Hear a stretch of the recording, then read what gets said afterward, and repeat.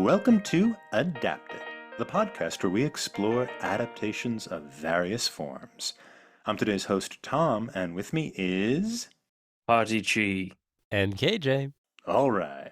I think I'll do the entire podcast like that guy spoke, just in a Irish brogue, but without moving my lips. That's a much better brogue than that guy had. He's Irish. He's Irish. He's actually Irish. I'll cut that then, but the whole time I was like, man, get an Irish accent, boy. But... Just see that man over there. I knew him in County Mayo. He would kill me. I've just known him for 20 years. So, if you haven't figured that out from the lovely impressions, today we'll be discussing The Big Con from 1940, the book, and its adaptation, quasi-adaptation, The Sting from 1973. So, David Maurer was awarded his doctorate in comparative literature from The Ohio State University and spent his time in the University of Louisville.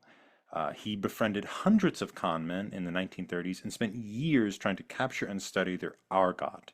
That's the insider language used by criminals to distinguish between insiders, people who know the crime, the con, and outsiders. He spent years, decades doing this between 1940 and his suicide in the late 1970s, and became known as one of the great American linguists of the underworld.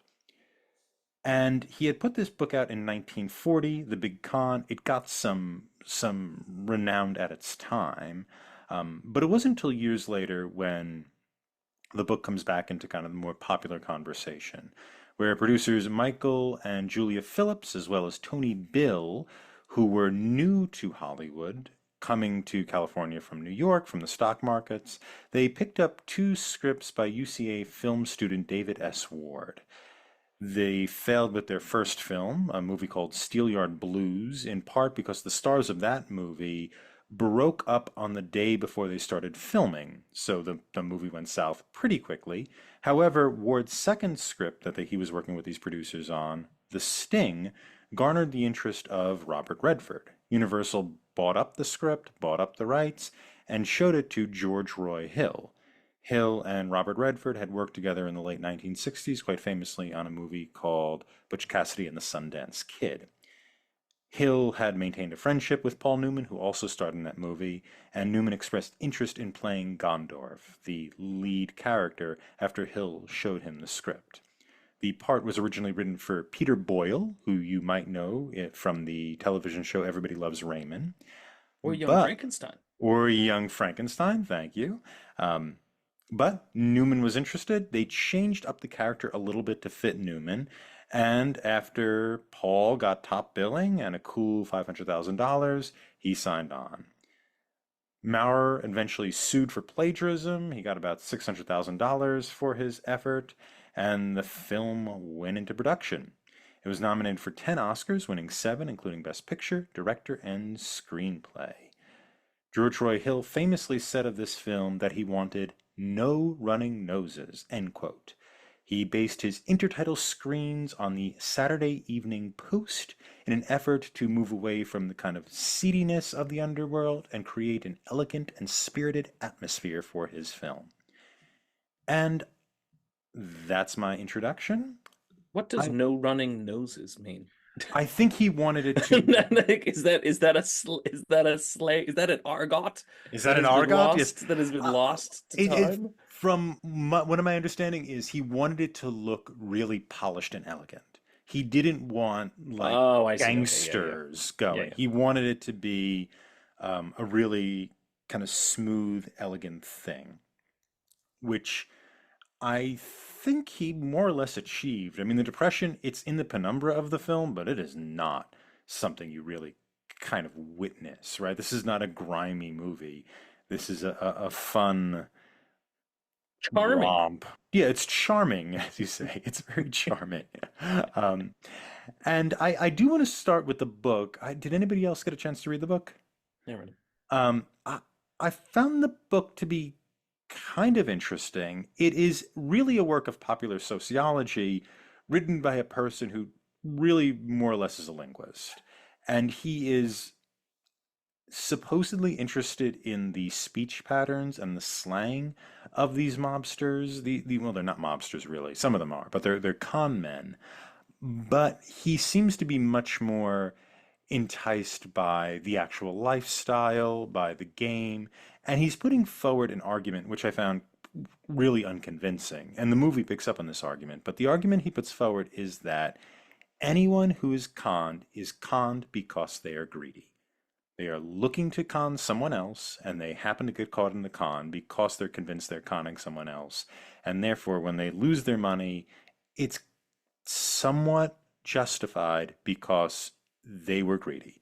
And that's how it goes. And we're supposed to feel, I think, a sort of admiration for the con men and not feel bad at all for the people whose lives are ruined by the con men. It hardly seems the people's lives are ruined at all. They just go back to their job and it's perfectly fine to lose Yeah, everything they own. borrowed $18,000 from their family in order to try to make up the $50,000 they'd already lost. But it's fine It's because fine they because were greedy. they were greedy. They were trying to manipulate someone. And I found that to be really, really deeply irritating. And the sort of charm of the book, because the book is very charming, as you could see the spirit of the book in the movie, right? These people are they're not they're He not calls them the gritty. aristocracy. They're the Yes, aristocracy of the underworld. that's That's right. what he calls them. He does, yeah, yeah, and he really plays it up that way. They are the aristocracy of the underworld. They dress well, they look well, they are They're smart usually. they're Like they're smart, smart. they're clever, they're well spoken, they're Mm. dressed, they don't smell. Like Mhm. it's a very, Their noses don't run. their Yes, noses don't run. Yeah. yeah.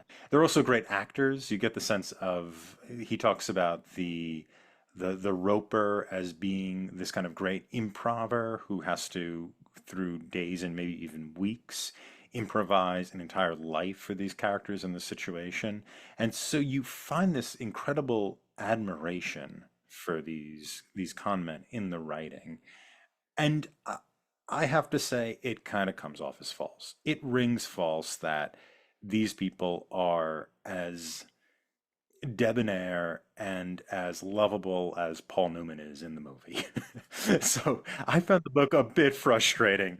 They're clearly not. I mean, and yeah, I get it. He's really trying. And the thing is, what the movie does is the movie takes like because he goes through all the different types of cons. The movie takes one of the cons that they describe in the book, and he takes a number of elements of things they talk about in the book. You can tell because there's almost like it almost feels like he took some of them like verbatim, like the shakedown. He's got a whole thing on the shakedown where a cop will come and know they just made a big score, and he'll take the money that they got from the big score, or Mhm. something like that. And so they have that, and they, even the ending of the movie. I don't remember what they call it, but they'll be like, yeah, and then he'll put chicken's blood in his mouth, and they'll have a fake gunshot. So all of this stuff is all described exactly what they're doing in the movie, and he gives a lot of the examples of like being on the train and how they would, all this stuff. It's all there. But yeah, I mean, it's just some of these things you just, I mean, they say they're not violent people, but they murder stool pigeons. Like it's just sort of like, you're like, yeah, I mean, I get it, but you're trying to present them like they're almost like they're Robin Hood kind of thing. Like this is the modern equivalent. And it's like, yeah, I mean, you can see the seams here. The fact that it's like, yeah, every single time some, farmer would come in, they'd wait for a train to come in from the countryside, and then they'd find some farmer and try to, who didn't understand the big city and then rope him into giving away his entire life savings. It's sort of like, I'm supposed to be like, yeah, good job. You showed up that farmer. Like, they'll say, they even say, they'll be like, a lot of them are elderly men. I'm like, so you robbed the elderly? Do you want me to root for you? Like, it's just sort of like, that part of you just kind of have to go, it's interesting as a period.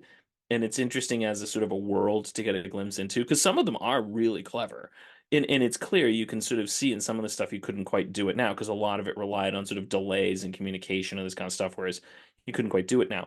But it's they're clever guys. Like these are guys who are really clever. They're as you said, they're really good actors. You're meant to like how good they are at what they do. It's a And competency. yeah, You it's a like competency. competency.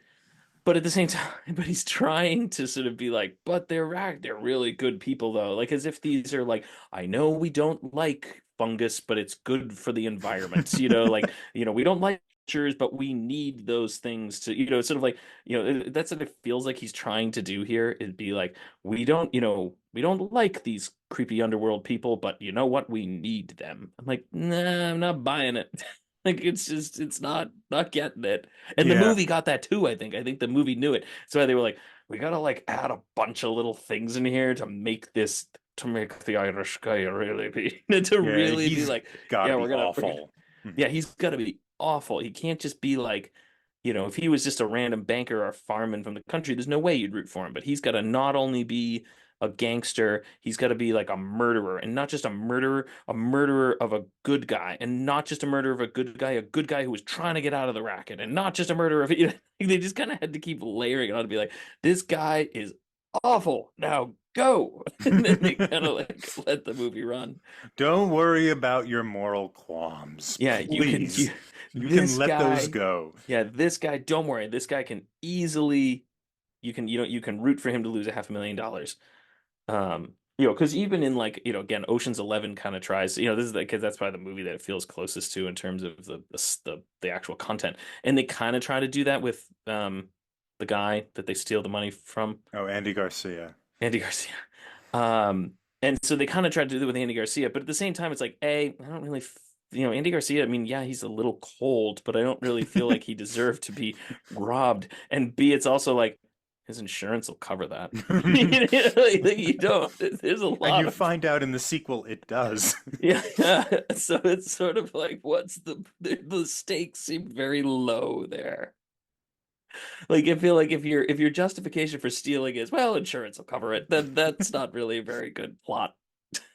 So at least this one they really made him a despicable being, but a lovely despicable being. Like I loved him. I really liked his character in the movie. But Yeah, he's a lot of fun. I agree with you. I think the book is a little difficult in that sense. The cons are fun to read, and you understand why he sued because they kind of get right oh, they just into the lift it movie. They just straight lifted out. it, They just lift including it straight out. Gondort is in the book and Yeah. and taken from the movie. That was one of the frustrating things. The linguistic aspect is a lot of fun. It's sort of incorrectly framed in the book. I mean, if you were to say that this is really, um, this is going to be looking at the linguistic characteristics, the argot in specifically, I think that would have worked a little bit better. In the book, it just kind of comes off as weird because they're always talking in this style, and it seems like almost a parody of old-timey speak. The other thing with the book too is that, and I think this is clear in the book, is it is a mode of criminality that is going out. It is by 1940, with the war and with the disruption to economic processes, this isn't going to be around much more, or it's going to have to take a new form. I feel like there's a sort of mourning for this generation of He's criminality also he's that's also going on. making the case where, and again, the movie actually kind of gets into this a little bit, although it becomes part of the plot, that the feds are sort of taking it over. Yes, that's That another when thing. it's when it's all local policing, it's easy to do this kind of stuff because you can easily pay off John, but it's really hard to pay off, the FBI. You get just sort of this impersonal body, but Officer John is easy to slip $500 to and get him to just ignore or file a fake police report and get the person to leave. That seems to be the other implication in the book, is that the fact that the feds are showing up so much is just ruining it. It doesn't work anymore because of the Yeah, feds. because of the FBI, because of the investigation into mail fraud, which is federal crimes. So those seem to be cracking down on it, which the FBI is a phenomenon of prohibition, isn't it? That's when it starts to come into existence, I believe.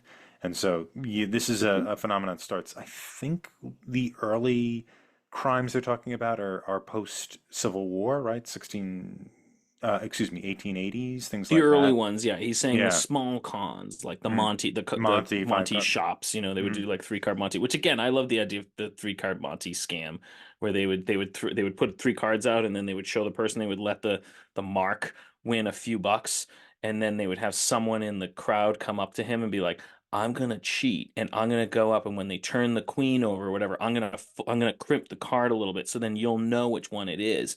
And then the guy will go up and put a huge bet down and pick the card with the crimp in it, and it'll turn out to be like a two, and he'll lose all his money.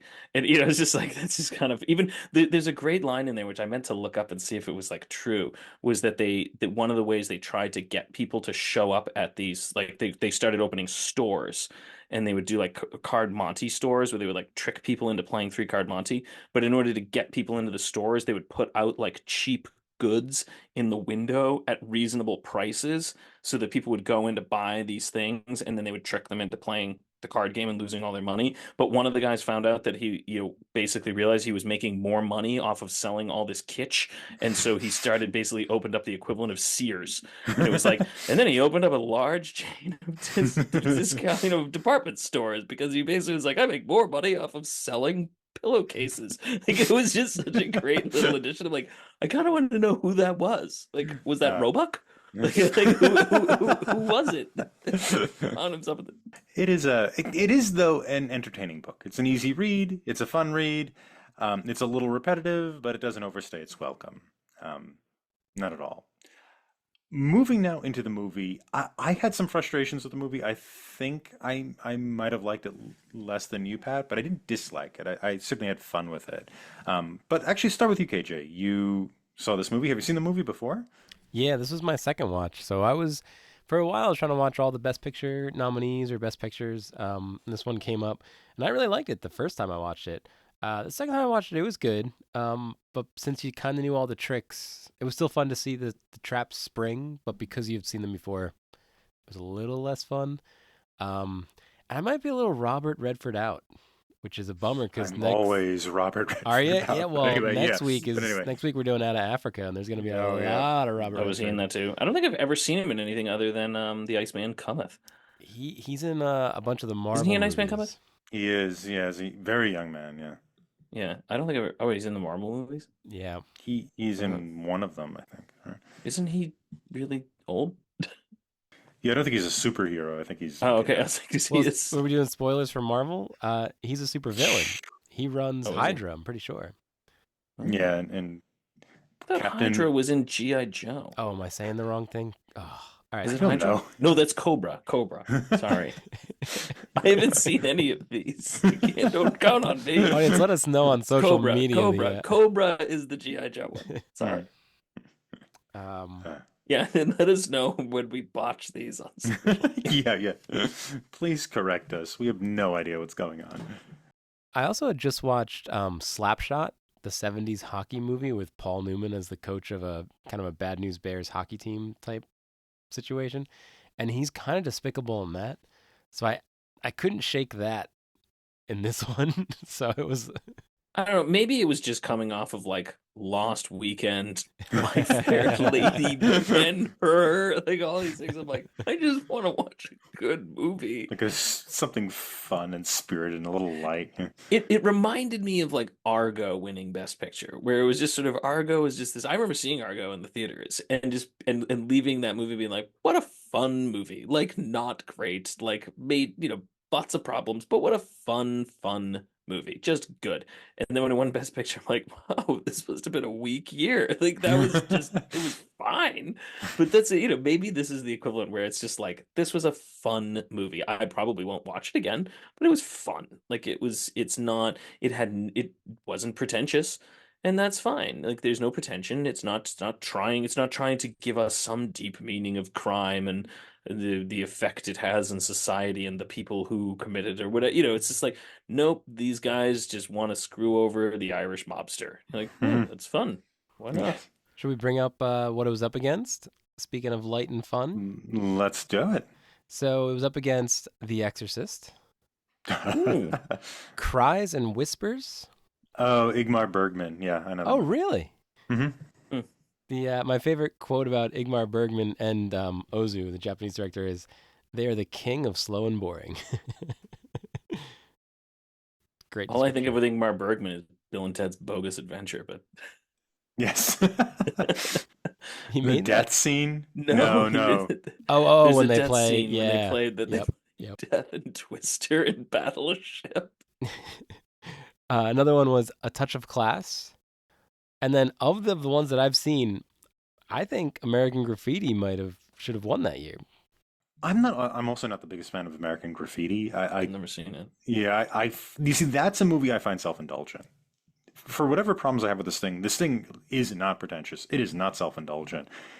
This is a movie just about having a good time and watching a trap get sprung. There's no moral ambiguity. There's no deep character development. It is about elegance, I think, in a certain way. Those other movies, The Exorcist is good. The Exorcist is good. Yeah, I mean, The Exorcist is a little sensational, right? But Yeah, but it's a it's a horror movie. yeah, but it is The Exorcist for a horror movie takes itself pretty seriously. Yeah. I think in a way that this movie doesn't, right? This is not like you're saying No, that this is yeah. yeah, The Exorcist could potentially, and I think bad film critics write about this in this way, could potentially be a meditation on evil and religion, blah blah blah. I don't think The Exorcist actually is that, but I think it thinks it's that. This movie does not want to be a meditation on anything. It just wants to have its fun. Um, and I think that is some of the directing choices that George Roy Hill made. And we should mention also maybe a little bit about the plot of this movie, but the background that Hill, the director, had with the two actors, Robert Redford and Paul Newman, from was it 1969 film, Butch Cassidy and the Sundance Kid? I don't know if anybody has seen that. Have not. It's a movie the three of them worked together on, and it was a really big hit. And I like the movie a lot more than I like this movie. It's a lot of fun. It's a Western movie with the two of them as, the senior cowboy, and then, Redford as the more junior cowboy. And it was a really good trio for the three of them. And so bringing Hill, Newman, and Redford back together for a film was a big sensation.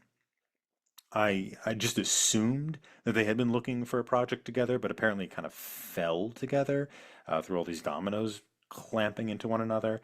And so that kind of sits in the background of this, as this is an established and bankable trio that has already produced something. This movie, then I guess we should give a little bit of the plot, follows Robert Redford's character, who is a quote unquote young con man who accidentally robs from an Irish mobster played by Robert Shaw.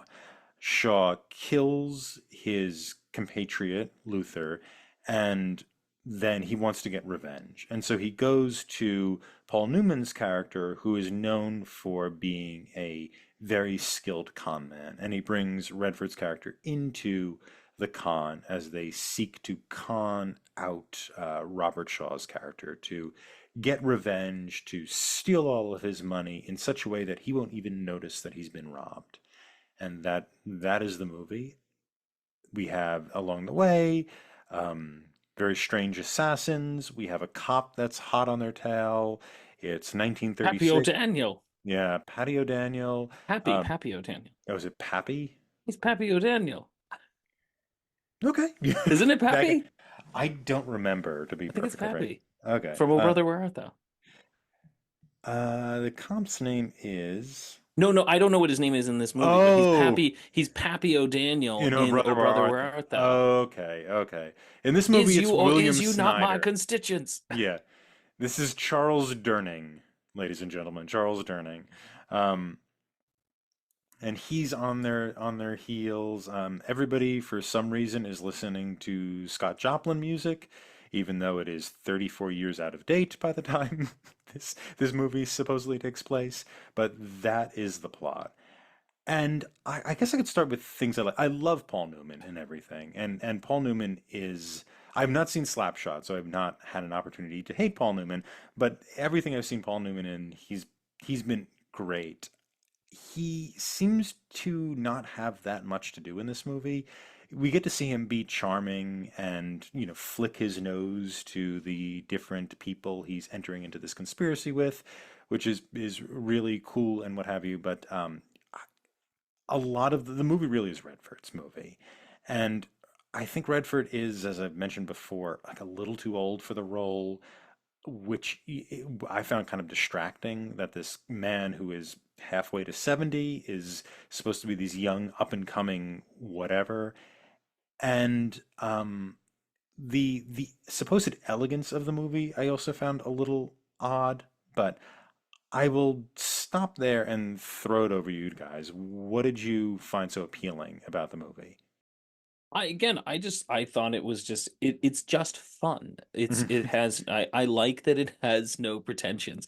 And again, that might just be because we've watched so many sort of pretentious movies lately that this one just sort of saying this is not a movie that was trying to win Best Picture.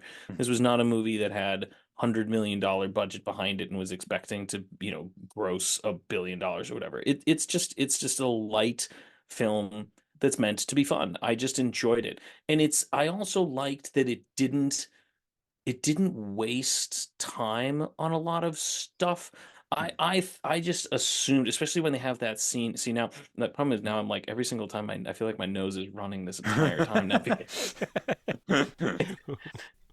We don't. They This is a no running noses Yeah. podcast here, Pat. But now that you've said it,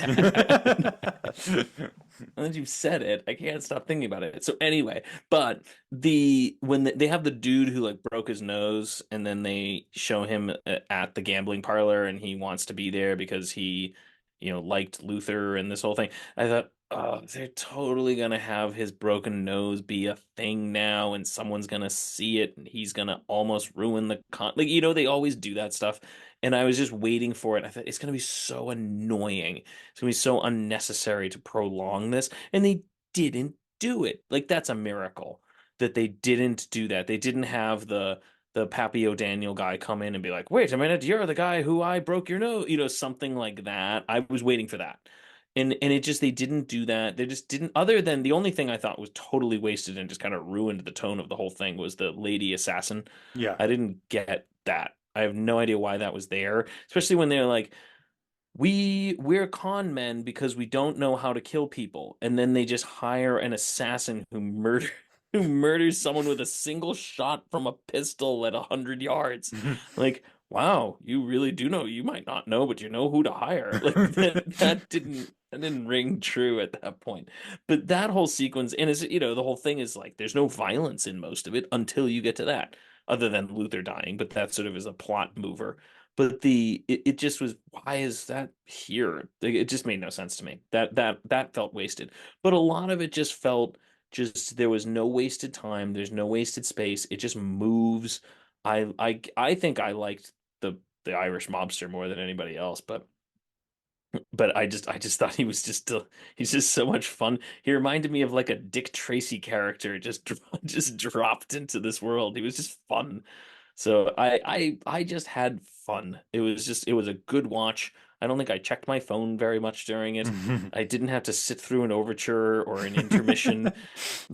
so, so many overtures and intermissions, or just watch a man, a montage of a man walking through New York when it's hot out, carrying a typewriter. Like it's just like I don't want to watch this.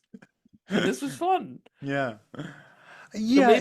maybe it wasn't as great of a movie. It's just by contrast with the other It's things we've relaxed. watched. Yeah, the movie has a sort of swagger to it. And I will say I think the the Saturday Evening Post stuff and the Joplin music kind of drove me crazy. The Entertainer, the Yeah, I just kept thinking of the Simpsons episode where Homer goes to New York. Yeah, And that's what plays. when Homer, Woody Allen drops the garbage on his head as he's Woody Allen drops garbage on his head, and like the policeman like steals his suitcase, and he's like, that's what I thought of. That's because that's exactly what plays. Because I thought that's what plays. This is my culture level. When that plays, I'm like, that's what plays when Homer goes to New York.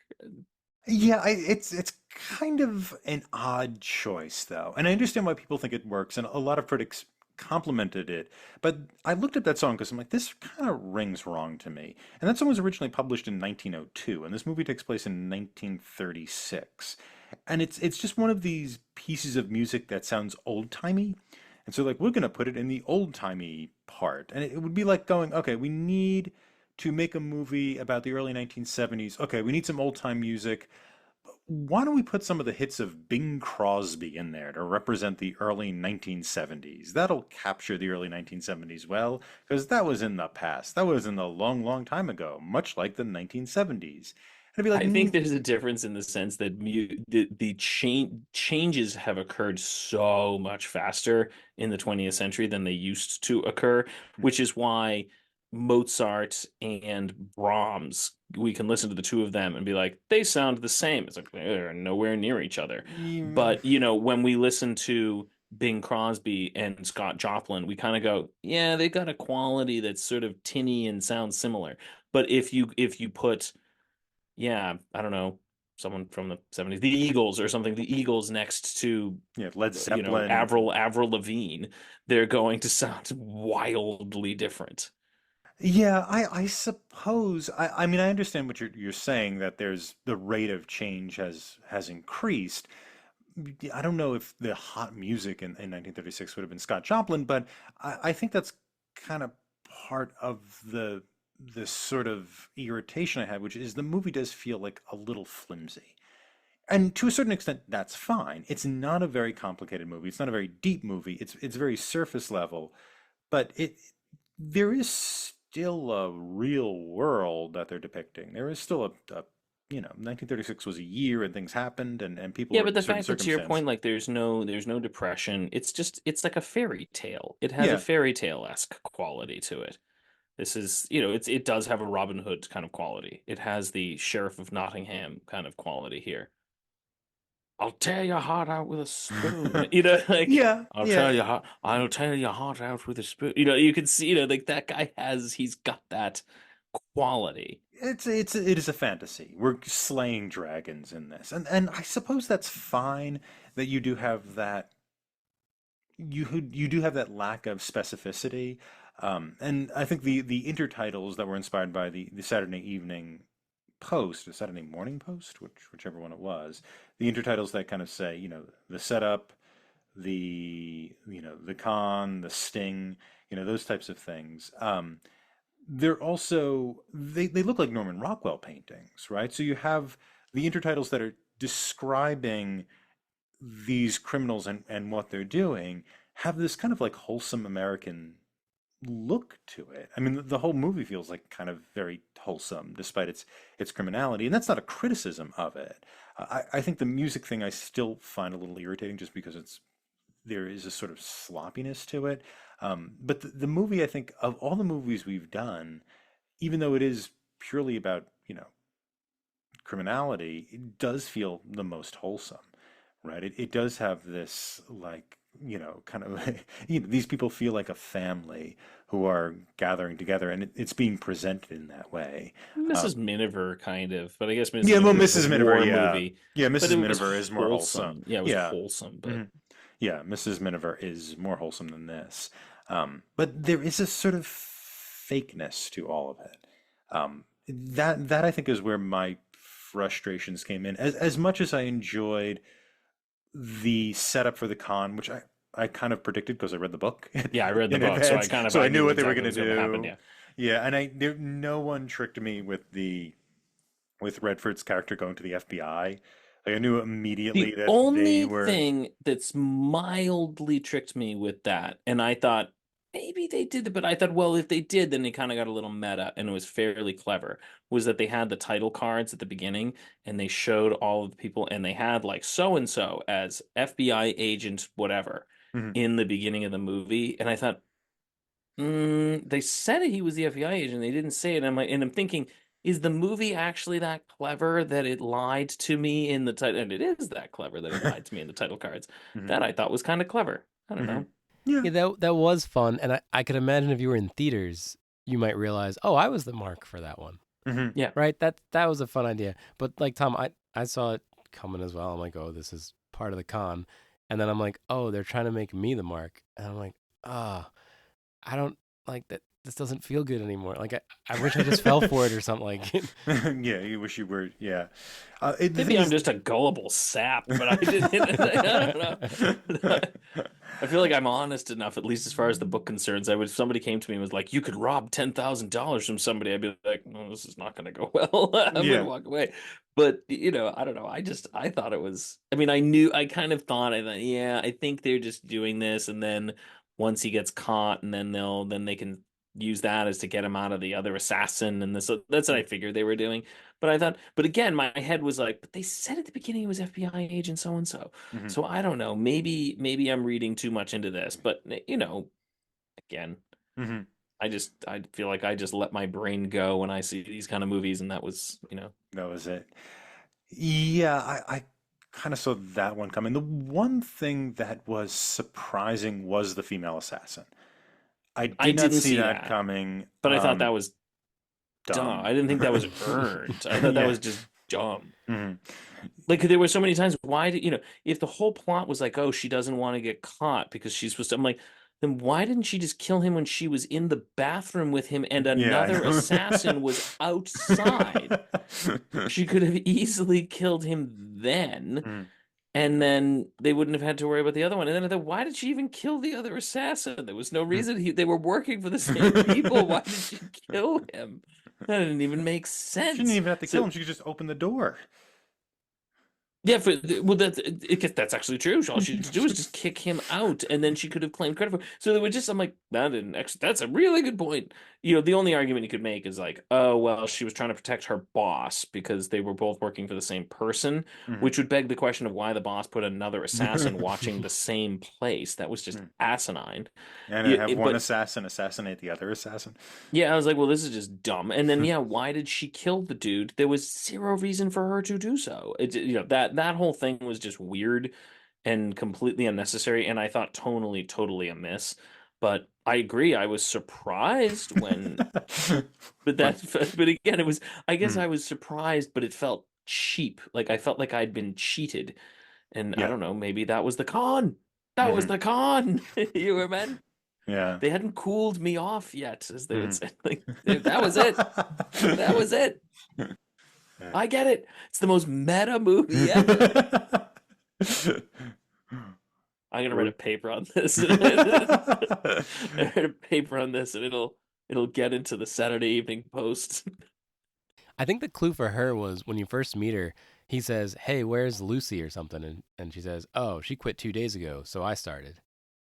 That was the big clue. Like once you hear, "Oh, brand new person working at the place that he goes to every day," that's the clue that she Oh, that she's a assassin person, assassin or part of another con or he's whatever it now a is. mark. Guess I should have picked up on that. Meh. I don't even remember that. I do remember the line. I remember the line because I guess again I remember the line because I thought that's a dumb line. Why did they even bother with that? Mm. Like why did they put that in there? Well, so Pat, you compared this to Ocean's 11 last week. Have you guys seen Better Call Saul at all? No, No. heard So it's good. it's phenomenal. Breaking Bad's Heard real it's better good. than some people said it's better than Breaking I Bad. like it much better than Breaking Bad, to be honest. But it follows the lawyer from Breaking Bad, Saul Goodman, who essentially is a con man. And a lot of the cons in this movie, Saul runs in Better Call Saul. And I think Bob Odenkirk does them better than Robert Redford. So I think the first time I had watched this, I hadn't seen Better Call Saul yet, and watched Better Call Saul, and now I'm watching these cons with, again, Robert Redford was fine, but Bob Odenkirk's so good, and they usually go wrong for Bob Odenkirk in a good way. You know what I mean? So that they also then improve upon the story of the con. So, or they go really well, and then it's even better than when it works out for Robert Redford.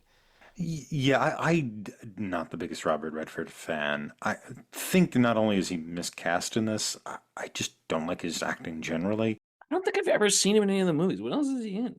Oh God, he's been in a ton of stuff. Out of Africa, Ordinary People. Was he in Ordinary People or did he just direct it? Um, a few, Butch Cassidy, which he's fine, I guess, in Butch Cassidy, but he's been in and a ton of, I mean, he's been in stuff since the 60s, but he's just kind of blank. You know what I mean? Like he's just one of these actors, he's just kind of like a handsome face, and he's credited for being very able. You know, he's kind of credited as being one of these like like second generation method people, or third generation method people, and I don't see it. I don't think he's just as good as Al Pacino or Robert De Niro. Um, I'm not. I think he's actually pretty awful in Long Day's Journey. Excuse me, The Iceman That's what I was gonna Cometh. say. I don't think he's very good in Iceman Cometh. I actually No, think he's no, pretty bad in that. yeah, he's the worst part of Um, that movie. Yeah, yeah, that whole plot line is the worst part of that yeah. play. But I would agree. He is not good in that movie. He really sticks out amongst a really good cast in Iceman Cometh, and he's not good. So yeah, I don't know. I guess I just haven't seen him in anything else. I guess we'll see out of Africa. I didn't mean to make this a Redford fest. Redford Fest. Yeah. Well, he established Sundance. He's the person responsible for that. So he's known for his fests. But yeah. So that, and then Paul Newman, who I love, just doesn't have that much to do in this, right? He's sort of in the background. Um, He's got the great card scene. yeah. I really liked the card scene. I thought that was actually one of the Yeah. best scenes in the movie. Yeah. That's fun. The kind of the playing drunk thing is The pretty playing entertaining. drunk, but also just the like, and again, I knew what they were going to do with the card thing because again, they talk about it in the book. So I knew they were going to do the card thing. But I still thought it was great when he puts the cards down and he get the four jacks or whatever. It was just a really great little sequence. And I especially love when he goes into the other room and he's like, "How can I tell him he cheated when I cheated?" I said, "I can't tell him I cheated," because they even say in the book. I was waiting for him to say, because in the book they say they would do that, and they said sometimes when they did it with the mark, and the mark would try to cheat them and give his own hand, and then they would put down a better card, the mark would jump up and go, "That wasn't the hand I gave you." And then I was waiting, and since I think that's such a great line in the book, and I was waiting for the Irish guy to jump up and say that, and I thought that was that would have made me laugh because I don't know, I really liked that scene, but Yeah, I like that scene too. I think because yeah, Newman dominates it there, but he's also in the background there. He has this kind of pseudo relationship with that woman who runs the carousel that's going on, but you don't get a which I did lot of not get that. was a brothel until quite late in that movie.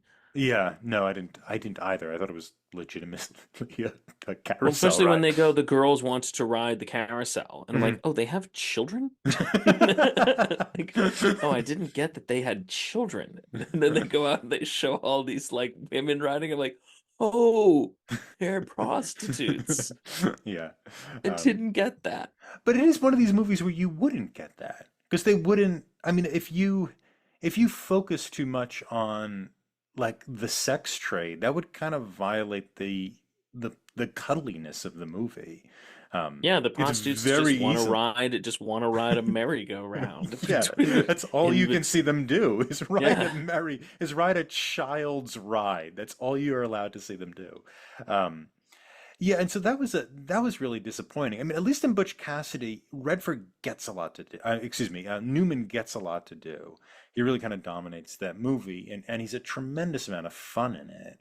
Um, the original character was intended for Peter Boyle and was supposed to be kind of like a fat, sloppy drunk who sort of pulls himself together in order to do this. That, as much as I love Newman, that might have been more interesting because you would have actually seen some sort of arc of trajectory. You could have there would have been a threat that things could have gone wrong because this like fat drunk could have gotten drunk and screwed things up. Um, I thought he was gonna be like a Woody Harrel. Is it Woody Harrelson? Right? Is that but that's a person. What do you that's mean? a person? Is he the one? He's the one in No Country for Old Men, isn't he? Is that Woody Harrelson? Yes. Yes. Yeah, he's I in thought it. he was going to be like a Woody Harrelson kind of character, where he's just going to be this sort of like slow talking kind of drunk guy who is going to kind of emerge as actually being very capable. Mhm. But that's not what Paul Newman did. But Well, Woody Harrelson in No Country just gets killed. yeah, but I mean just that actor. I mean just the actor in Spoilers, general. He audience, has for the a movie we're tendency. doing later in the season. No, but I guess I didn't mean that specific one. But Woody Harrelson often seems to play these characters that are sort of these slow talking, sort Oh, of, but okay. then you sort of realize like, oh no, they actually know what they're doing type characters. That was what I thought he was going to be, but he sort of wasn't. hmm Paul Newman's character. Yeah, exactly. Well, he knows what he's doing. but he didn't emerge. I thought he was just going to be this character that you were just going to be like, oh, this guy does almost like Yoda, where Hmm. it's like this guy's Oh, clueless. He I doesn't see. have any idea what he's doing, and then you gradually going to learn like, oh no, he's truly competent. Like Hmm. that was what I thought they were going to do with it. That's more what I meant, but I Oh, I see. they didn't seem to bother. No, he's just competent from the beginning. There's that one. Gondorf has no character arc. Gondorf needs no character arc. That was good. I like that. I thought that That was was good. very good. Yeah. Uh, Thank you very much, ladies and gentlemen. yes. Good night. Yes. This has been adapted. Um, the one thing in the beginning when he's shuffling the cards at one point, he kind of drops some, and I guess we're supposed to be told that means things might go wrong for him, but you never really feel that moment is earned or going to be paid off at any point. So it's But I sort guess of I didn't, in some ways, I didn't mind that though, because I feel like that's what so many movies do as fake ways of building tension. That they, just the idea of like, I don't know, they would just do something stupid like, he shows up without a tie and they make that a thing where it's like, oh no, they're like, we at this table we wear ties. We can get you one if you don't have one. Like they would make it a thing, but in like a lesser movie or just one of those movies, they would use it as a like, I forgot my tie. Like my characters were, and they would kind of make that a moment. And again, they would do it with like the guy who broke his nose. They would just be like, oh no, they just have these sort of fake moments of trauma or just anxiety that are like you didn't earn it. You just kind of threw something in. So I don't know. I liked that they didn't do that. That they just felt the way to just the con itself and the scene itself was considered sufficient for the story. and that's fine. Like that's fine, but what happens with having your most talented and famous actor not having an arc of development or having Oh much no, to no, no, I'm not. do? I guess I should Yeah. say I'm not criticizing that. You're totally right. Yeah, They yeah, wasted. I Yeah, understand what yeah. you mean. Like these fake moments are, yeah, these fake moments are fake. Having the con be good enough to carry the plot, I agree with you. That's great. Ocean's 11 does that too, though. The Ocean's 11, I agree But with you Ocean's that 11 has to resort to basically magic. That's what yeah, I said. I can't, like they said this before, but it's like they literally have to be the like con isn't as clever the con isn't as clever. They have to because you they have like have fake internet things that connect people to 911 calls that aren't really yeah, there. like how could you intercept someone's cell phone call? Like that's just magic. And even the whole thing of like, oh, we can't shut down the power. We'll steal an EMP from a barely guarded university and hope a terrorist doesn't take this to an airport and kill tens of thousands of people. Like just that kind of stuff where it's just like this is just magic. Like that was the thing with Ocean's 11 that just bugged me was and even they do it. They do the sort of fake drama things where it's like you've got the like we're in Bonnie, what Bonnie Rubble trouble, like that whole thing, and they're like, why did you need this whole sequence? It makes no sense and adds nothing to the movie. You just padded 10 minutes into it, and those kind of things just bug me when they do that and they just feel the need to sort of add on confusion as a plot device. It's just like that didn't work. I totally agree. Robert Redford's wasted, now, especially as you discussed. Not Or Robert Redford. Newman, Paul yeah. Newman is wasted. Like you're right. He doesn't do anything. He looks good in a tux and way, kind of nods at people and pushes a button. He doesn't really do very much. I totally agree with that.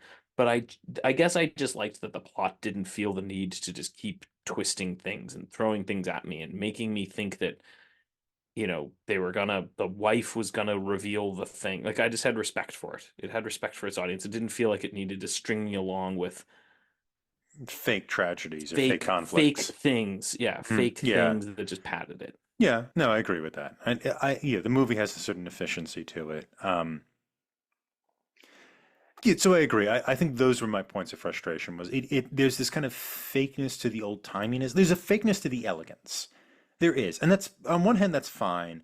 On the other hand, it's a little annoying. Like the music irritated me. Hearing this like music that just isn't of that time, right? Nobody's listening to ragtime and in this way in 1936, unless it's the play. But I don't that know.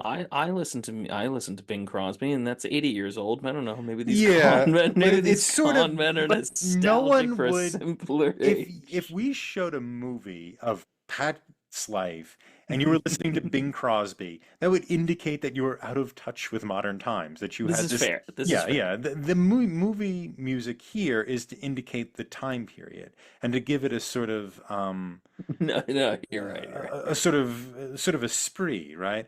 Yeah, it's to give it Which a nostalgic clanginess, which yeah, considering it's only 30 years old, yeah, I mean the time period's not that far in the past from when the movie was made. yeah, it's a little 35 odd, years. yeah. And also the thing we're clinging for, like the nostalgia we have is for 1936. Like, how many people are nostalgic for 1936? Okay, so maybe if we this is the point. So this was if we, are we the thing that I picked this movie for because I think there's something this is something interesting starts happening in the 70s, Okay, I let's do think. this. Yes. I think and it was basically either this movie or The Godfather. In the Godfather book, considering we already had to read Ben-Hur, I was not going to do The Godfather. And this book was short, so I picked this one. Um, is that there does seem to be something that goes on where you start to celebrate antisocial elements. You see what I'm saying? Like there's something where, and even The Godfather, like The Oh yeah. Godfather you're obviously meant to root for the Corleones. Like you're meant to root for them, and you don't really see really all the really bad things you Oh, it's do. it's a romanticized movie. You don't Yeah, see it's drug dealers, romanticized. you don't see prostitutes, Well, yeah. it's not even just that you don't see drug dealers. It's that, Vito doesn't want drug dealers. He's against drug dealers. They hurt society. Like he's a good man. You're sort of meant He's to a sort of noble king. yeah, and you're meant to sort of appreciate that. And I think that something's going on here where that becomes a more and more prominent element. Like even the movie Ocean's 11, the original Ocean's 11 came out around this time, I think, right? Might have been a little earlier, might have been the 60s. Um, but the point is that there does seem to be a celebration of the criminal that I don't think you would have seen earlier. Like I just don't think you would have seen it. So I don't know if that's something else that's going on here, that's kind of part of the nostalgia is for an era when just justice was simpler or justice could be achieved outside of the system or something. I don't have an answer to it. Yeah, I suppose the earlier generation, 1930s, 1940s, with the noirs, which we've covered in some detail, also has that kind of celebration of the criminal. And But then I you, don't think it has a celebration of the criminal. It's a celebration of of triumph over crime. It over the doesn't criminal, celebrate sure. crime. Yeah. That's I mean, it's different from noir. Hmm. Yeah. Okay. Noir doesn't tend to, I mean, maybe that was just like Hays Code kind of stuff. Like, I don't Hmm. know if that was Hays Code kind of stuff where people would have maybe done it, You but yeah, you couldn't celebrate the criminal under Hays Code, but still you're right. Regardless, the consequences are it's about the detective who can clean up kind of the underworld. And here in the 70s you're starting to see the criminal who emerges as hero. And I guess you could really say it starts with Easy Rider too, which is 1967, something like that. Um, Easy Rider was one of these movies made by Dennis Hopper, and it's about guys who ride around on motorcycles, like basically hippies, like motorcycle hippies. They ride around on motorcycles. They get high in graveyards in Louisiana, in New Orleans. They basically are just kind of layabouts, and then they team up with Jack Nicholson. This is Jack Nicholson's kind of break into mainstream. I think it was his first Oscar nomination too, and he's a sort of like prep school college boy football player, and then he kind of joins up with them, and he becomes more hippie-ish and that type of thing. So it ends with them driving into the South, and a guy in a truck, like a big truck, drives up next to them, sees these hippies, pulls out a shotgun, and just shoots them dead, and drives away. And that's how the movie ends. And so there's this really kind of spirit of this sort of anti-hero spirit that's being shot down by conservative society, blah blah. And it came at a time when the studios were going broke because they couldn't figure out what anybody wanted. And Hopper made this movie for no money. he just put it together. He couldn't get it produced by studio, so he did it himself for very cheap, and it worked and made a ton of money. And everybody was like, "All right, this is what we're doing now. This is what we'll turn Yeah, over." that totally. I mean, I didn't know that, Mhm. but that totally matches up with what I was seeing. Yeah. Like it just makes sense that that's something shifts here, Hmm. and there's this shift that happens, and whether it's sort of it almost strikes me a little Brechtian. It strikes me as like Azdak, this idea that in a corrupt world, only the corrupt judge can be just.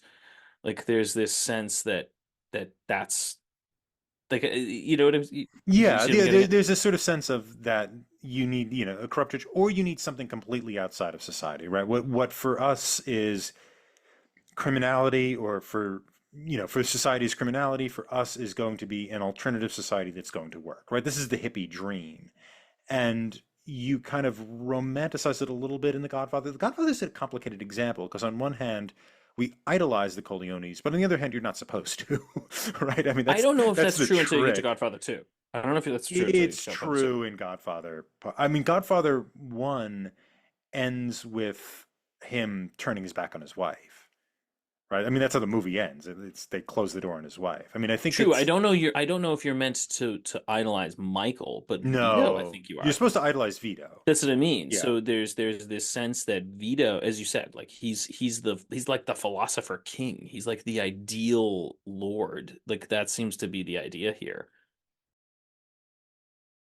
Yeah, he's the ideal lord, but we want Michael not to be part of the family. And when the tragedy of Godfather is when Vito's in the hospital and Michael says, "I'm with you now."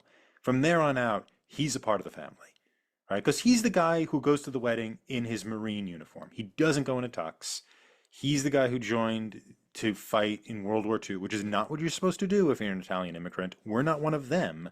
Why are you risking your life to fight for them? We're not one of them. He's the guy who's outside the family, who's constantly promising his Protestant wife that he's not going to be part of this. That that's my family, that's not me. And then the tragedy of the movie is that he, gets sucked in. So I think they got. I mean, we're going off topic. No, I think you're right. Okay, yeah, Yeah, but I guess I mean we're going off topic. But I mean, yeah, fine. We that's can do fine. We can go Godfather off another one. topic. No. I don't want to have to read The Godfather, so that's the Yeah, game. yeah. We do need to find movies for Adapt It. We need to find movies that are tangentially related to The Godfather, so we can So we could talk about talk it, about it. but Yeah. not have to read the book. But I still think like with The Godfather, especially The Godfather 2, you do see elements of the system, the like kind of senatorial body, and there's actually a senator who's a sort of quasi villain in it, um, who is the system, and the system is just as corrupt as the Corleone family. And Michael actually makes this point to the senator at one point that they're just two corrupt agencies, basically the government and the mob. But I think you're right. I think there's this point, and I think there's a few dimensions to it. I think well, another example might be Mean Streets. So this is where Scorsese jumps into the scene as well. And Mean Streets, I don't know if you guys seen Mean Streets. Mean Streets is about a sort of low level kind of bookie type. He collects debts, played by Harvey Keitel, and his best friend is this lunatic guy who's always in debt, played by Robert De Niro. And this is where De Niro became kind of famous as a good actor. He was in other movies before it, but this is where people were like, "Oh, this guy's talented." And he just kind of the movie opens with De Niro putting a bomb in a post office box, and for no reason. He just wants to see it blow up. And you see him just wait for the bomb to blow up, and it blows up, and he runs away. He's that type of guy, and that's what the movie's about. It's about their friendship. It's about this guy who's collecting debts for this low-level Italian mob, and his lunatic friend who's like blowing up post office boxes because he's bored. And so that's another thing that's a sort of criminal or underworld or alternative kind of space in which people can find, freedom or whatnot, and we can celebrate them. I mean, the problem with Mean Streets too is that, like, ultimately they're sort of in their own little hell. Like they can't get out of this space. They're sort of in this low. They're in this space they can't get out of. And Harvey Keitel, who is playing an Italian Catholic, is constantly going to Catholic and going to Catholic, going to church and trying to ask for forgiveness. but he wants forgiveness in his way. He keeps saying, "I'll ask forgiveness, but I want it in my way," that type of thing. But doing it his way, doing it even against the institution that he purports to be faithful to, ends up not working. He can't get out of. It's not really a bind so much as a sort of go nowhere Solipsism? situation. Is it just solip? Yeah, it's just like it's sort of like I guess if you're from a small town and you see the same people who've been in like they become townies, right? I mean, these people are just townies of Manhattan, which used to be possible in the 70s, I suppose. Now you have to be rich if you want to be a townie of Manhattan. But anyway, but back like they're not getting out of their kind of system. You're saying they're solipsistic. They're becoming nothing, right? So being outside of this, the system is crap, but being outside of the system also is puts you in danger of not getting anywhere, of kind of becoming But I guess self-obsessed. this movie isn't that. This No, movie, this thing is outside the system is great. Look how much fun we had. Look how much, I guess that's, this is if The that's where Godfather isn't, justice. yeah, if The Godfather isn't a celebration of the system, I think I would debate that. But I guess I guess your point with Michael is an interesting one. I But don't think it's a celebration of the system. I just think no, it's it's definitely not a celebration of the system. I meant the celebration of outside the system. Um, but this is a celebration of outside the system. This is just a total celebration of the law shouldn't be here, and we should reject it. And the law is trying to cause a problem and is ultimately inhibiting justice. yeah. Justice is not something that comes out of legislation. I guess it's the distinction that the political philosopher F.A. Hayek made between legislation and law. Legislation is something the system does. Law are norms and values, and we don't need legislation to enforce law. We can enforce the law. And it's a kind of bad world when legislation fails to enforce law, when we need con men to enforce law, right? To enforce So ethics and now we norms. should talk about Boondock Saints Now we should talk because about Boondocks. Now that Tom's we favorite my movie. favorite movie, the loudest movie ever. I just, for the I don't the, My dislike of the movie is unjust. It's not as bad as I It's a think. pretty bad. No, it's a bad movie. It's It just is. there's something that movie hearing it like the sounds that come out of the speaker when that movie is on sound like nails on a chalkboard to me. It's just there's something about the dialogue that just makes me like quench. But You've seen Boondock Saints, right? Yeah, I'm trying to remember it. Do they have the same Irish accent as the guy in The Sting? It's about as good. I mean, it is a bad. I mean, that's a movie, but I mean, it's a similar idea where it's like once the system has become corrupt, the corrupt must enforce justice. But this, I don't know. I mean, this doesn't seem to have been much of an idea prior to this period, right? Like, can you think of any movies that had that as their premise? I can't really think of any. I'm sure there must have been something. where you have well, I mean you always have that kind of Robin Hood idea. Robin Hood has been popular since Ivan But is Ivanhoe, there a period of film say between, and again, this might just be because of the Hays Code. Is there a period of film between the where 30s and you're 70s seeing where you're really getting that sense of the system is corrupt and therefore only the corrupt can save it? I don't think it's you there. might see it in Weimar Germany. Maybe not in America, but I think when the great German filmmakers I think are making kind of movies like this. But even M kind of rejects that, right? I mean, Well, it's the criminals save the day. they do, but then but M basically has to make his argument that they shouldn't just murder him, and then the police show up and kind of save him. Like, would the movie have been better if the police didn't show up and the mob murdered him? I don't know, but Like, so with sorry for spoilers for M. yeah, Um, we're we're spoiling like crazy in here. I don't know, but I think with that movie, you're supposed to see the the mob and the homeless circuit as yeah, being maybe the you're right. You're right. Maybe heroes. you're right. And yes, it's true. I think No, that I'll take it back. I yeah, think you're right. I think but I agree. I think that's a flaw in the movie that the cops come in because it's just kind of like you set this whole thing up and then you break it. You're just like, well, the criminals were a day faster than the police. Like why have that element? But anyway, yeah, I think maybe maybe foreign. I would wonder going through the movies of the Great Depression if you're going to see a little bit more of that. Like oh, White Heat or something like that, where you have the James Cagney films with the Look, Ma, is criminals. that the Look Ma made it? Yeah, look, mom, on top of the Made it top of world. the world. Yeah, where he blows Yeah, up. Or the original Scarface from the 30s I also was has a thinking that one little too. bit of I this. haven't seen that, but I Hmm. didn't know if that was different.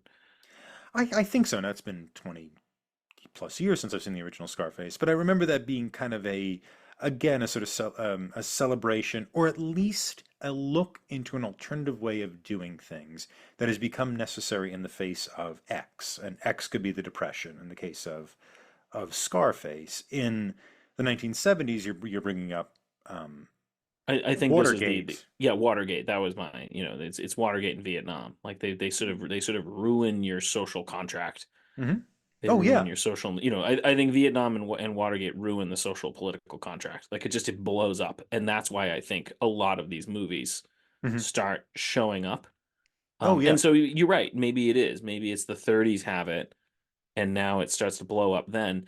And I'd be curious to see if there's a similar phenomenon occurring now, because I think there's a lot of people who are increasingly disillusioned with the system, and there do seem, I wonder if there's more movies like that now.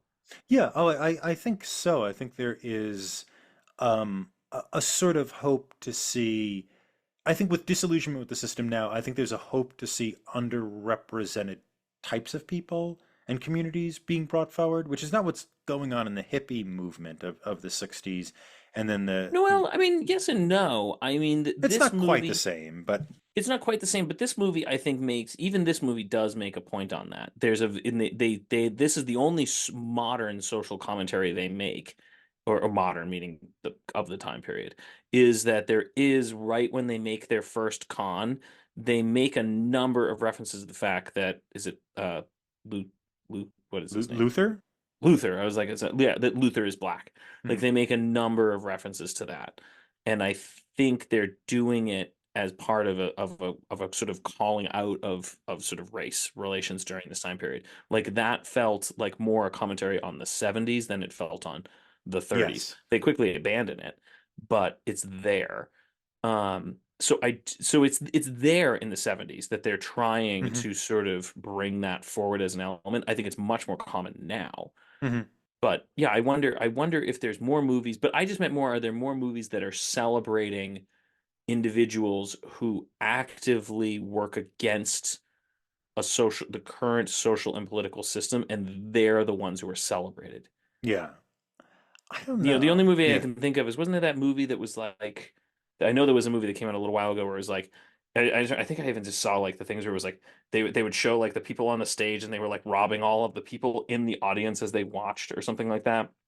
Oh, that Like they was the hacked all their magician. phones. Yeah, the Yeah, it was like the magician magician movie. one, Well, in and that they would like, movie, I can't remember. Don't look now or look over it has here. Josh. What's it called, KJ?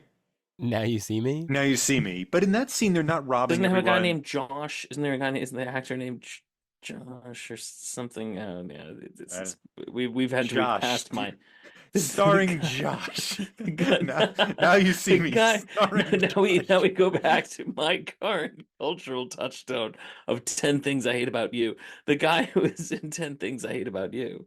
Josh Joseph Hartnett. Gordon-Levitt. Yeah, Joshua Gordon-Levitt. Yes, Okay, thank you. Josh. See, I don't think he's in that movie, I but thought he was in that movie. No, well, it's anyway, Woody Harrelson and Mark Ruffalo. yeah. I thought. And Eisenberg is in it. The Social Network guy is in it. Oh, Uh, maybe that's the guy I'm thinking. Anyway, my And point. maybe James Franco's brother. yeah, David Franco. That's right. I didn't know there was a David Franco. Anyway, He's uh, he's better than James, huh? but the point is, like, I remember seeing that movie and thinking, like, ooh, this is like a thing that, yeah, it was there in the 90s, but it's not quite the same. In the 90s, they just had crappy versions of it. Sorry, I can say crappy. They had crappy versions of it, like Double Jeopardy or those kind of things, where it was like, they weren't really exploring this as a theme, but I think maybe it's come back again. It just feels like the time is ripe for it if it hasn't. Yeah, and maybe what's the movie about the billboards, KJ? Five empty bill, three. Three billboards in Ebbing, Missouri. Is it Yeah, Ebbing? something like that. Outside. Yeah, which is God. This is, A great title for a movie I when love no that but one movie. can remember it. yeah, it won Best Picture, but it's about That's what I was thinking. I was like, no. yeah. Well, KJ, you could probably speak to it better than I can, but it is about a lot of kind of they bring up a lot of social justice issues in that film. But I guess then it is no, it does match, but it absolutely matches. It matches in a different sense though, in the sense that okay, in the 70s, the idea was like, well, you went to the mob or con men or illegal actions. This is no, you publicize something in a social way. That it's not that you're going to go to the mob. Still, this idea of okay, again, I don't know, but it does feel like if that's the modern equivalent, it's no, you publicize it in a social media. You bring it to the society at large's attention, and they can supersede institutions. If institutions, political and social institutions, aren't going to take care of a problem, then we will rely on society at large to solve the problem. That might be the modern equivalent of this. Yeah, and you're not seeing this in the '80s as much, No, well, that's right? the next theme. That's the no Hmm. surprises, please. Yeah, exactly. Everybody bunkers down and is basically like, we're gonna watch Amadeus, and Yeah. we're gonna watch. You know, it's a hunker down. It's almost like a '50s mentality. The '80s and the '90s kind of have that feeling to them. Um, But think you're right, and I think I think there's a few movements here, and I think the movement that survives probably is like what we were talking about is roughly what we call a social justice movement, where you publicize social injustices in order to go around corrupt systems or to correct corrupt systems. There's a sort of, I think, a few different strands going on, and I think you see it a lot in Altman movies too, who's coming out at this time, which is in the 70s and late 60s, one alternative to the fracture of the social contract is the dropout mentality. And I think you see this in a lot of Altman movies. You see it a lot in Nashville, which we watched for our other show, the three of us and Nick, in which you basically create a new culture, and you have these kind of more kind of hippie-ish people like who recently died, who played Wendy in The Shining, whatever. She's in Nashville as well. Um, that kind of thing. The joke with Nashville is the musicians and that society of Nashville actually isn't outside the system. It's as tied into politics and power and celebrity as anything else. And I think that's what Altman is putting forward. But except if for you, Jeff Goldblum, he just shows up in his three-wheeled yeah, car he's and just doing his rolls own thing. around. Yeah. Yeah, but you get and you get the weird political stance of like the Pledge of it's not the Pledge of Allegiance makes no sense. It's the Star Spangled Banner makes no sense. That was the politicians' campaign. It was that we need to get rid of this song, so it doesn't make any sense. But regardless, I think that's a tension you get in the '70s between kind of or an alternative. You can have the hippie stuff where you drop out. You can have kind of more of a social tension type thing. I'm thinking of They Call Me Mr. Tibbs, Sidney Poitier type films where you can challenge the I'm system. mad as hell and I'm not gonna take it anymore. Yeah, that's '80s, right? I think. Is that Network? No, that's earlier, isn't it? That network was earlier. I thought Network was '80s. That But network was eh, 70s. Anyway, anyway, we could look that up. But I think those are some alternatives. I think the hippie thing is done. I think it was there in the '60s. I think it was there in the '70s. I don't think I see a lot of movies that sort of laugh at the system and walk away from it. I think there's this kind of idea of there's a responsibility to do something about the injustice. And I think maybe that's why we don't celebrate the criminal anymore, because the criminal isn't going back into the system. So that's an alternative. I don't think we search for alternative systems. I think we search for means of highlighting problems with the current system and correcting it or putting better people in its stead, right? Putting better people than the people who are there in charge of these systems. I think maybe that's what's changed from the '60s or '70s to today. In this kind of new movement. Um, I think it's a new way of dealing with the fracturing of the social contract. There's this sort of idea of you can't really run away, so you have to do something. That would be my suggestion. I think today there is a general rejection of the current social political system. There is generally a feeling that it is unsatisfactory. I think there's more a turning to the society as a whole, or sort of like just, so again, the idea of the police system won't solve my problem, so I'm just going to literally put up billboards to show what the problem is.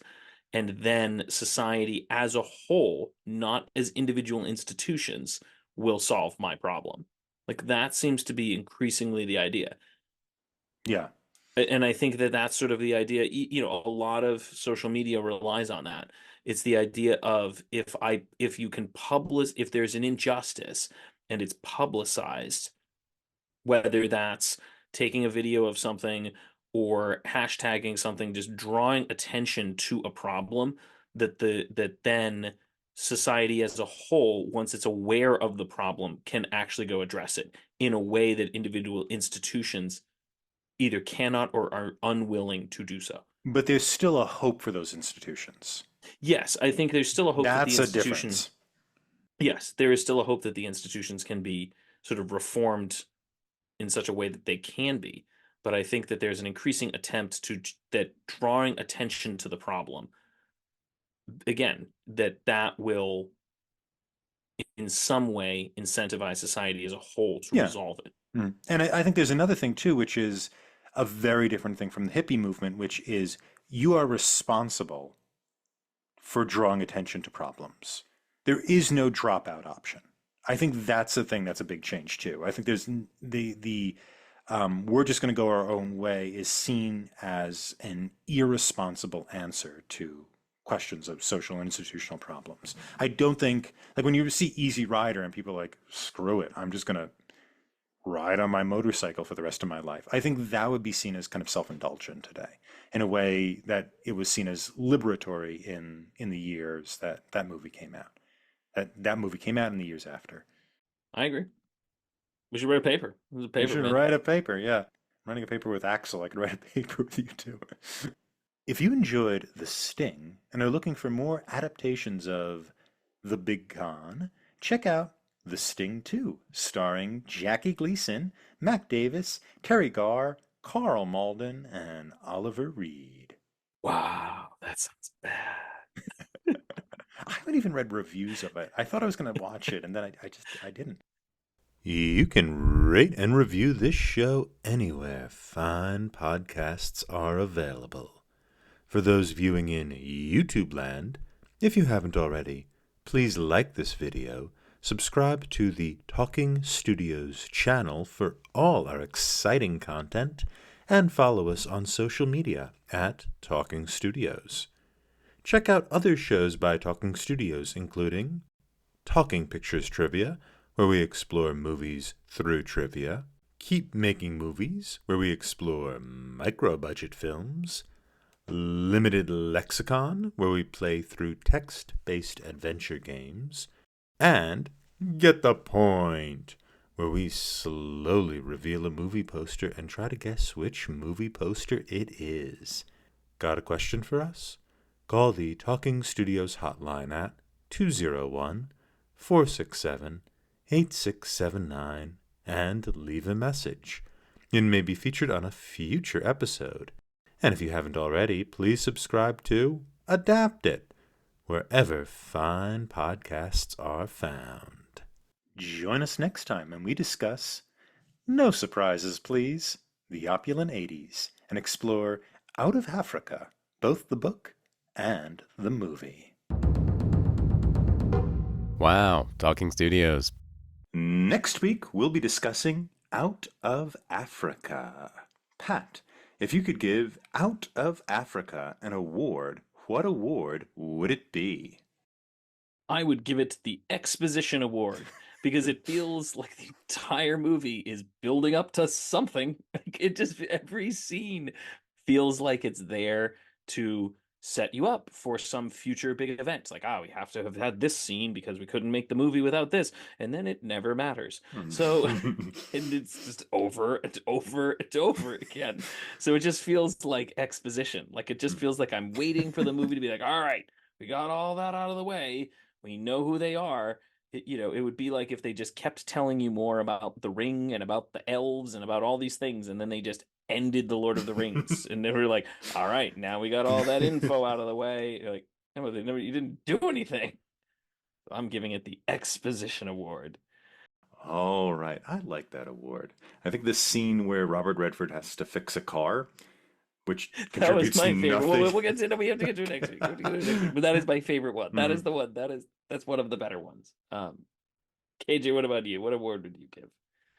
I think I'd give this movie the award for the most inspiration for Crocodile Dundee.